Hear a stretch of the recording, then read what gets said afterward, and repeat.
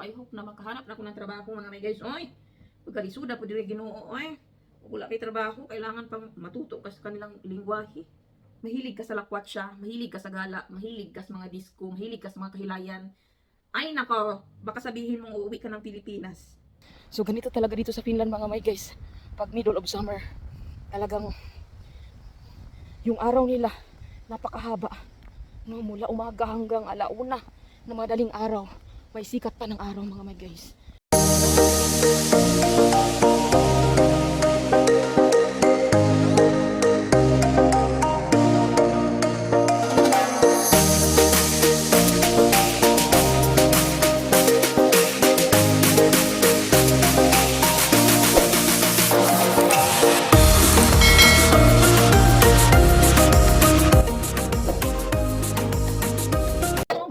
So today maglaba ako ng aming bed cover mga may guys.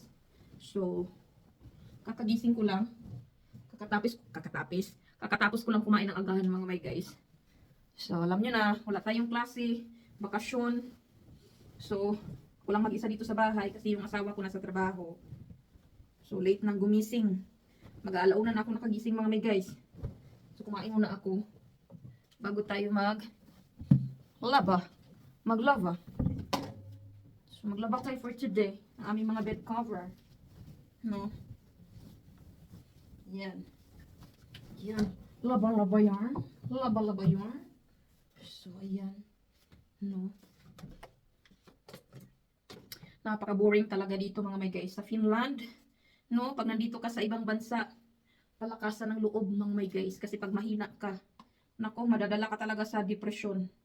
Pag mahina ka, at hindi ka strong na pagkababae, no? Kung hindi malawak ang inyong pag-iisip, madidepress ka talaga dito mga may guys. Baka yung iba nga nag-suicide na.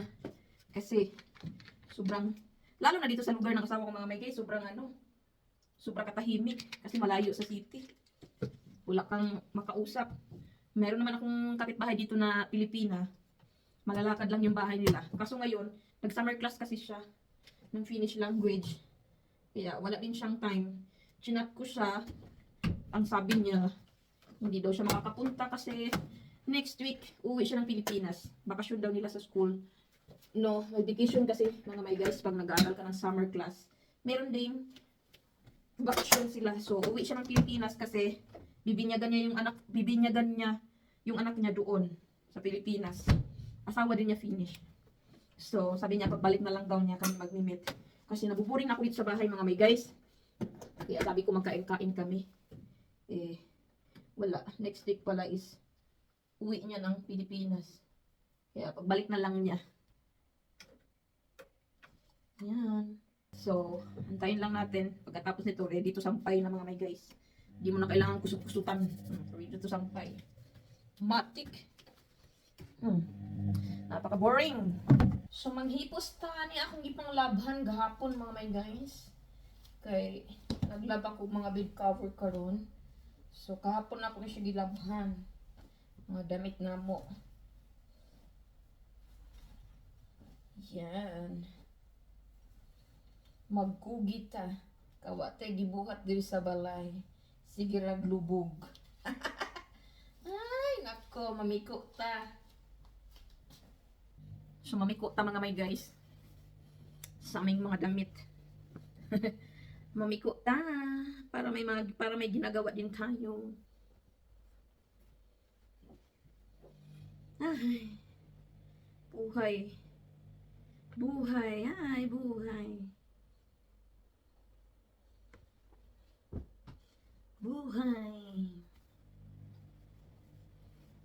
Hindi biro mga may guys pag nandito ka sa ibang bansa. Kasi wala kang kapitbahay na malalapitan mo pag ikaw ay nabuboring o kaya nalulungkot. Wala, no choice. Dito ka lang sa loob. Pwede ka naman pumunta sa labas. Kaso ako kasi, tamad din ako minsan pumupunta sa labas. Diyan lang ako sa may balcony mga may guys. Tumitingin. Pero sabi ng asawa ko, lumabas ka naman. Mag-biking ka. Ganon. Kaya sinusunod ko yung asawa ko mga may guys. Kahapon, nag-biking ako. Siguro, Ngayon ulit, pag hindi ako tinamad, magbabiking ako. Kasi wala na akong exercise. Pati pag-exercise dito sa loob ng bahay, tinatamad na ako mga my guys. Hindi ko alam, pero gusto ko lagi akong nakalubog sa kwarto. Ewan ko ba? No. Paano kasi mga my guys, wala tayong trabaho. Hindi pa tayo matatanggap. Dahil kulang pa tayo sa learning sa language nila. No. So, I hope na hindi na magtatagal. Makapag-work na ako. Para kumita naman ako ng aking sariling pera, mga my guys. No. Ibang-iba talaga mga my guys, no, ang kino-compare ko ang Finland ug ang Pilipinas pagdating sa work or pagdating sa mga sa Pilipinas kasi pag nag-apply ka ng trabaho, more on discrimination, no. Pero dito sa Finland, hindi talaga sila gumagamit ng ibang lingwahe pag nag-interview sila. Talagang ginagamit nila ang kanilang wika sa pag-interview, ang kanilang mga salita, ang kanilang mother tongue. Talagang yun ang ginagamit nila pag nag-interview sila. Hindi tulad sa Pilipinas na pag in-interview ka, tapos English pa, pag hindi ka nakasagot, o hindi mo naintindihan, hindi ka matatanggap. 'Di ba? Pero dito, siguro, hindi ka kakabahan kasi ang i-interview sa'yo, talagang yung lingwahe nila. Hindi sila gumagamit ng ibang lingwahe, talagang ini-embrace nila yung sariling wika nila. Pero sa Pilipinas, naku, kabahan kapag nag-i-interview kasi talagang i-Englishin ka ng taga-HR. 'Di ba? Pag hindi ka makasagot ng ayos, bagsak. yun lang ang pinagkaiba mga my guys, kasi talagang ini-embrace nila yung sariling wika nila. Talagang hindi sila gumagamit ng ibang lingwahe. No? Talagang Finnish, pure.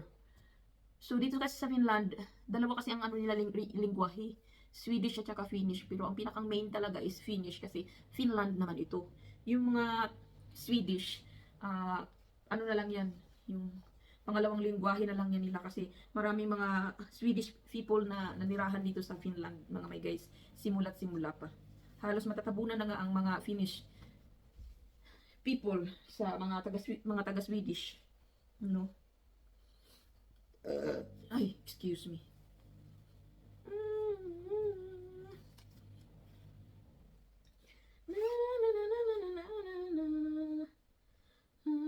So, 1 year and ilang taon na ba ako dito sa Finland? 1 year and January 2024 at ngayon is 2025. February, March, April, May, June. 1 year and 1 year and 5 months. Yeah, mag 1 year and 5 months na ako dito sa Finland, mga my guys, no. So, pag-uusapan natin yung culture shock. Yung culture shock ko dito talaga, mga my guys. Nung unang patong ko talaga dito sa Finland, unang araw, minuto, culture shock ko is ang lamig. Halos manigas yung tuhod ko, halos hindi makagalaw. Kasi nga, sinundo ako nun sa airport ng aking asawa. Tapos dumaan kami sa isang coffee shop kasi mag-coffee kami. And then pagbaba ko sa sasakyan niya, talaga mga my guys, talagang nag-lock yung tuhod ko. Talagang nag-lock na hindi na ako makagalaw, na hindi na ako makalakad kasi nanginginig na talaga ako mga my guys sa sobrang lamig. Yun ang pinakaunang culture shock ko dito sa Finland. Pangalawa, yung tahimik na lugar nila. No? Kasi itong lugar ng asawa ko, malayo kasi ito sa city. So para tong maliit lang na hometown, parang hindi siya, para siyang village, ganun. Na talagang tahimik talaga mga my guys. Yung wala kang makikitang taong naglalakad sa daan. As in, pag nandito ako sa may balcony, magdadungaw ako, wala ka talaga makita. Mga sasakyan lang talaga mga my guys, bihira. Wala kang marinig na buses, na mga nag-iingay. Wala kang marinig na music. As in, super mingaw jud kay mga my guys. Mabungol na lang kung kaong naa ka di sa sulod sa balayra. Nya nakasarado tanan. Mabungol ka mga may guys. Saka saka mingaw sa ilang lugar. So yan yung pangalawang culture shock nila. Pangatlo is yung pagkain nila na more on sagbot. More on sagbot yung pagkain nila. Mahilig sila sa mga salad mga may guys. Ako hindi talaga ako mahilig sa salad mga may guys. Iwan ko ba? Hindi talaga ako mahilig. Kaya yun, at saka mapurga ka sa potato nila kasi maraming dito farm ng potato mga may guys dito sa Finland. Yun ang pinakang rice nila, ang potato. Yes. Kaya nagustuhan ko na rin yung potato nila kasi masarap yung potato nila dito sa Finland, in fairness mga may guys. Ibang-iba sa potato natin sa Pilipinas, no? Parang malasa yung potato nila dito, hindi ko alam. No? And then kadalasan na kinakain ng asawa ko, burger, pizza, yun lang talaga mga may guys.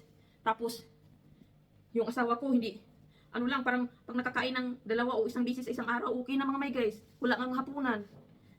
Hindi uso mga may guys. Pero nung nandito na ako, tumaba na siya. Kasi lagi ako nagluluto. Kain din siya. Yun. Tapos, pang-apat na culture shock ko, parang 3 lang naman ata yung lamig, yung katahimik, at saka yung sa pagkain nila. Nag-a-adjust ka talaga.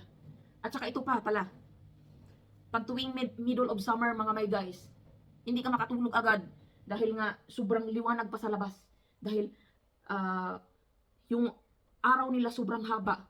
Mula umaga hanggang 1:00 ng madaling araw, meron pang sun is shining. O diba? Musilop ra nagamay yung mga may guys. Di gyud kay ingon dark ra, hayag ra siya. Musilop ra nagamay ang adlaw. Mubalik pag 3:00, musilang pag 3:00 ng madaling araw. 3 oras lang mawala yung kanilang araw dito sa Finland. Halos talagang puro na lang araw mga may guys. Kaya sinasabi nila talaga na night without night. Kasi nga, pati night, mayroong araw. Kaya hindi ka makakatulog. Kasi nga, sobrang liwanag. Diba? Yun din, pag middle of summer. Yun mga may guys. Kaya kung hindi ka talaga strong, at mahilig ka sa lakwatsa, mahilig ka sa gala, mahilig ka sa mga disco, mahilig ka sa mga kahilayan, ay nako, baka sabihin mong uuwi ka ng Pilipinas. Kaso, buti na lang ako talaga mga may guys, hindi ako mahilig sa mga kahilayan, sa mga disco, going outside, inom-inom. Nako, hindi ko yan ugali. Kaya, siguro, madali kong na-adapt, no? Ang kanilang dito sa Finland. Diba? Ano ba to? So, yun mga my guys. So, ngayon na mag 1 year and 5 months na ako dito, I hope na makahanap na ako ng trabaho mga my guys. Oy! Pagkalisuda po dire Ginoo, oy. Wala kay trabaho, kailangan pang matuto ka sa kanilang lingwahe. No, meron namang mga my guys, meron namang hindi required ng Finnish language magtrabaho ka sa isang cleaner company. So, cleaner pwede na hindi kailangan ang Finnish language mo. No, pwede ka makapagtrabaho. Pero yung asawa ko parang ayaw kasi mag-cleaner ako Pero para lang sa akin, gustong-gusto ko kahit anong trabaho. No. Gustong-gusto ko pag may opportunity, grab agad kahit ano. Wala akong pili. Kaso wala pa talaga. Sana si Lord tulungan niya ako, chares. Gustong-gusto ko na kasi magka-income mga my guys. Ayoko kasing nakadepende lang ako sa asawa ko. Gustong-gusto ko rin na may sarili akong income ba para may ipapadala ko sa parents ko. Although yung asawa ko, siya naman ang nagpapadala doon sa amin. Pero mas gusto ko kasi na ako na lang, 'di ba? Kasi nakakahiya din. No? Kasi hindi naman nila obligasyon na magbigay sa pamilya natin, 'di ba? At saka kahit na sabihin mo mabait yung asawa mo, malay mo pagdating ng panahon, in the end, 'di ba? Hindi natin masasabi, 'di ba? Kaya kailangan magtrabaho tayo. Sure. Ganon. So natapos na tayo mga guys. Siguro pupunta ako mamaya sa labas. Mag-biking ulit ako kasi maganda ang weather today. May araw kasi kahapon medyo sad ang langit. Walang araw na sumisikat. So hi guys. So karon wala akong nag-biking. Nag-jogging ko mga my guys. Jogging tayo para ma-exercise atong heart.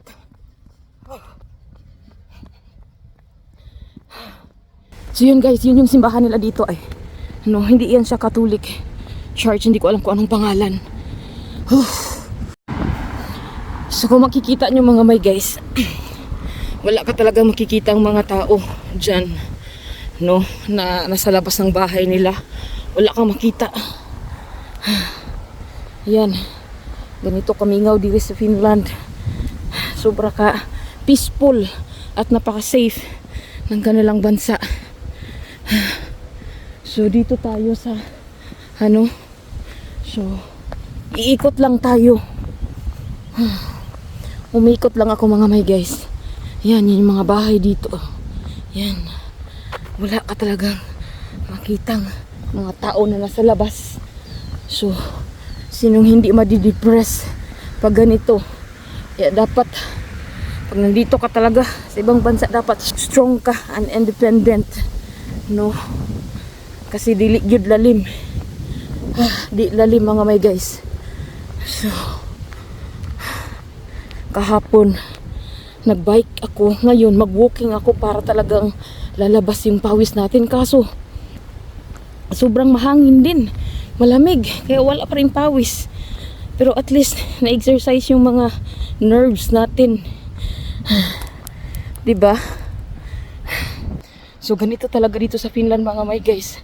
Pag middle of summer, talagang yung araw nila napakahaba. No, mula umaga hanggang alauna na madaling araw, may sikat pa ng araw mga may guys. 'Di ba?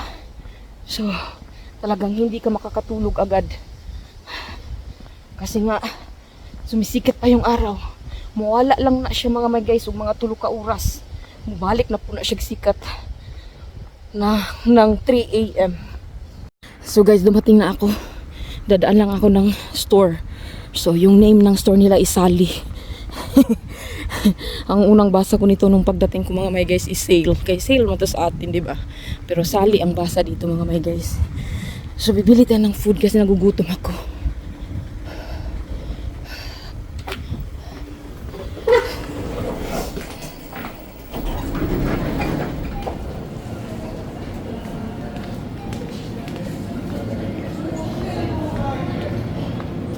Oh, ito yung favorite ko mga may guys. Kukuha tayo. French fries. Nawala ang french fries mga may guys. Partner natin sa burger. Yung nakabox lang na french fries. Naubos na siguro.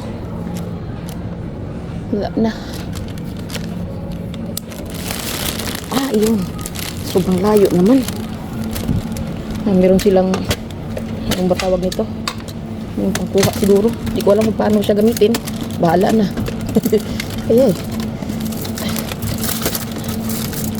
Ayan. Yan.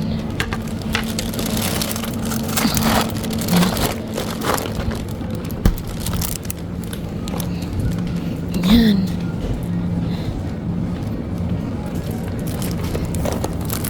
Tapos burger. So kain tayo mga may guys. Nagutom ako. Niluto ko agad yung burger ko mga may guys na binili. Ito yung pangmadalian lang. Iniinit lang kasi ito mga may guys. Harap. Sarap. Ito yung paborito namin ng asawa ko mga may guys.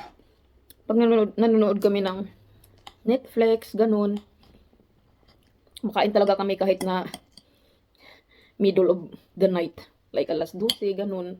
Pag nagugutom kaming dalawa. Kaya.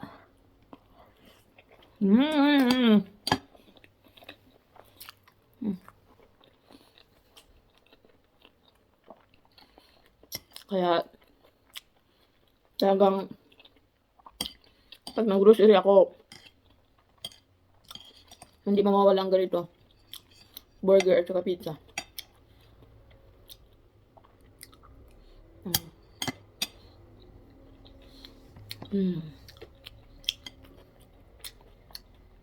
Napagod ako mga guys. Sumakit yung balakang ko. At nagutom ako. Kasi mga alauna na ako nagising eh. Tapos, kumain. Yun pa yung agahan ko. Tapos ngayon na ulit, ito lang, burger.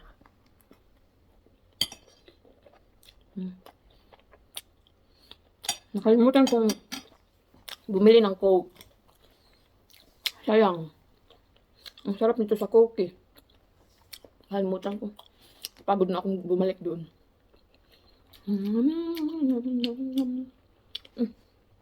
Ano ba yan?